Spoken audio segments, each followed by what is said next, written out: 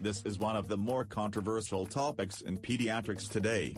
The American Academy of Pediatrics, in their most recent Circumcision Policy Statement, concluded that data are not sufficient to recommend routine neonatal circumcision and that parents should determine what is in the best interest of the child. Since the statement didn't really come out for or against circumcision, it left many parents still asking the question, should I have my son circumcised? Why circumcise? It may help to look at some of the reasons that parents use to have their son circumcised. One common reason is because everyone else is circumcised. This is really not true at all. Worldwide, only about 10% of males are circumcised, and even in the United States, circumcision rates have declined from 80% in 1980 to 64% in 1995. The incidence of circumcision in the United States today is probably even less.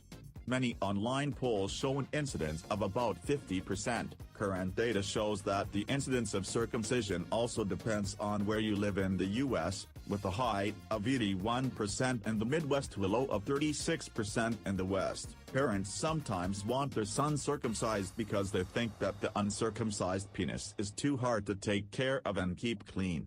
This is not true. The uncircumcised or intact penis is relatively easy to take care of. In fact, until the foreskin begins to retract, no special care is required.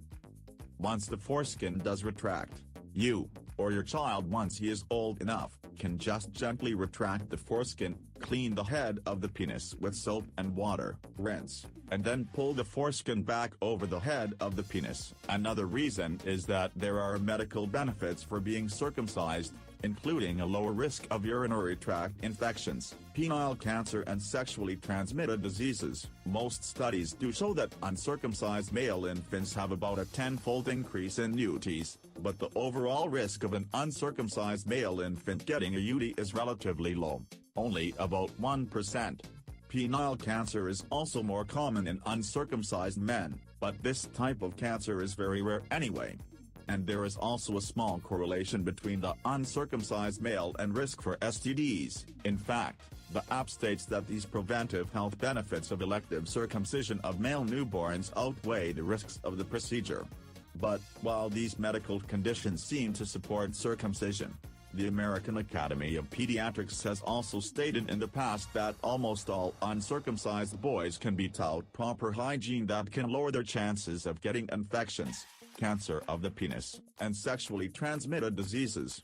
Other conditions that only occur in uncircumcised males and which can sometimes require later circumcision include infections of the foreskin, phimosis, inability to retract the foreskin, and paraphimosis, inability to pull the foreskin back over the head of the penis after it has been retracted. It is also important to look at the reasons not to have a circumcision, including the risk of bleeding, pain from the procedure, infection, injury to the head of the penis, and penile sensation deficits.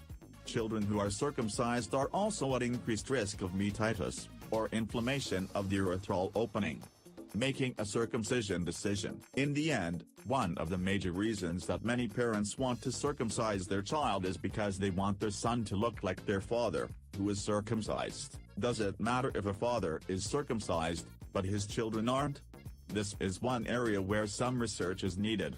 There are many situations where a father and son aren't both circumcised. Premature infants are often too sick to be circumcised, and with all of the other medical issues that come up, circumcision is often not thought about. Stepfathers and adoptive parents also may not be the same as their children.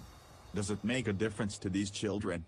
A formal study that shows no difference would probably help to decrease the incidence of circumcisions even further. With all that is known about the minimal medical benefits and the possible risks of circumcision, whether or not to have your son circumcision should be more of a cultural, ritual circumcision by the Jewish religion and Muslims, etc., than a medical question. A better question would be, does my new baby boy need a circumcision? The answer to that one is much easier. No, he doesn't need a circumcision.